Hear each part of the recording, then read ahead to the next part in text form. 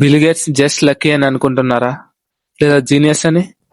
అసలు నిజం ఎంత కాంప్లికేటెడ్ గా ఉందో మీకు తెలుసా? ప్రతి సక్సెస్ స్టోరీ వెనుక ఒక హిడెన్ ట్రూత్ ఉంటుంది.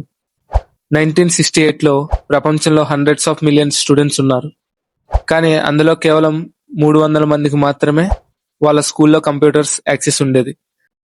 బిల్ గేట్స్ ఆ 300లో ఒక్కడు. ఒక టీచర్ తీసుకున్న డెసిషన్ వల్ల స్కూల్ ఫండ్ తో కంప్యూటర్ కొన్నారు. అప్పటికి చాలా యూనివర్సిటీస్ లో కూడా కంప్యూటర్ లేవు. కానీ ఇంట్రెస్టింగ్ పార్ట్ ఏంటి అంటే, బిల్ గేట్స్ కి తనంత టాలెంటెడ్, అంతే డెడికేటెడ్ గా ఉన్న బెస్ట్ ఫ్రెండ్ ఒకడు ఉన్నారు. ఆ వ్యక్తి మైక్రోసాఫ్ట్ థర్డ్ ఫౌండర్ కూడా అవ్వచ్చు, కానీ అవ్వలేదు. ఒక మౌంటైన్ క్లైంబింగ్ యాక్సిడెంట్ లో ఆ స్టోరీ స్కూల్ కంప్లీట్ అవ్వకముందే ఆగిపోయింది. Same talent, same passion, completely different ending. ఇదే నేను చెప్తుంది. ప్రతి లక్కి ఎవరో ఒకరి స్టోరీలో ఈక్వల్ గా ఇన్విజిబుల్ రిస్క్ ఉంటుంది. మనకి క్లీన్ స్టోరీస్ అంటే ఇష్టం. కష్టపడ్డాడు కాబట్టి గెలిచాడు, లేజీగా ఉన్నాడు కాబట్టి ఓడిపోయాడు.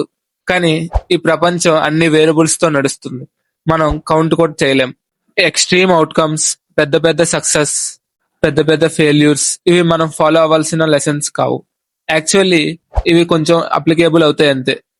రియల్ ప్లే బుక్ ఉండేది ఆర్డినరీ మిడిల్ గ్రౌండ్ ప్యాటర్న్స్ లోనే. వీడియో లాస్ట్ కోసం మోరల్ ఏంటంటే, నెక్స్ట్ సారి ఎవరినైనా జడ్జ్ చేయాలనిపించినప్పుడు, వాళ్ళు విన్ అయినా ఫెయిల్ అయినా, మీ ఓన్ లైఫ్ అయినా, ఒక సెకండ్ ఆగి ఆలోచించండి. బికాస్ ఏది మనం అనుకున్నంత మంచి కాదు, అండ్ అంత చెడు కూడా కాదు.